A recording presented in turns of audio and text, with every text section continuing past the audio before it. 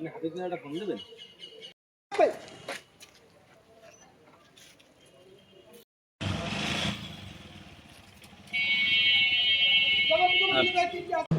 আদালতে একটি মামলার শুনানি নিয়ে আইনজীবীদের মাধ্যমে একটু ঝগড়াঝাটি হয়েছে। ঝগড়াঝাটি হওয়ার পরে বিজ্ঞ আদালত মামলাটা পরে শুনানির জন্য রাখছে। এই ফাঁকে আমাদের সিনিয়র দুজন আইনজীবী অ্যাডভোকেট হাফিজুর রহমান সাহেব এবং নাসির উদ্দিন মাহবুব সাহেবের মধ্যে একটা অনান্ত তর্কাতর্কির ঘটনা ঘটছে।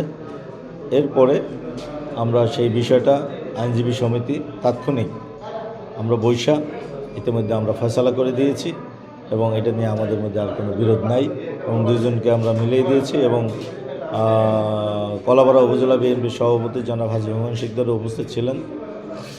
তার সমন্বয়ে আমরা দুইজনকে এই ভুল বুঝাবুঝির কারণে যারা বুঝতে পারছে এরপরে আমরা বিষয়টা আইনজীবী সমিতি এটা ইনশাল্লাহ সমাধান করেছি।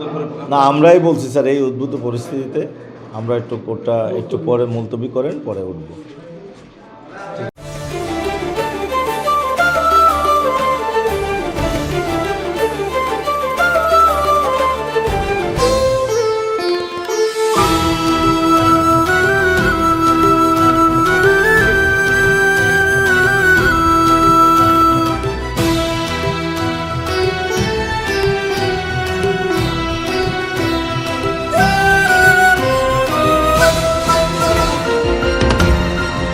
টেকনাফ থেকে তেঁতুলিয়া, রূপসা থেকে পাথুরিয়া, বিশ্বজুড়ে রূপসী বাংলা।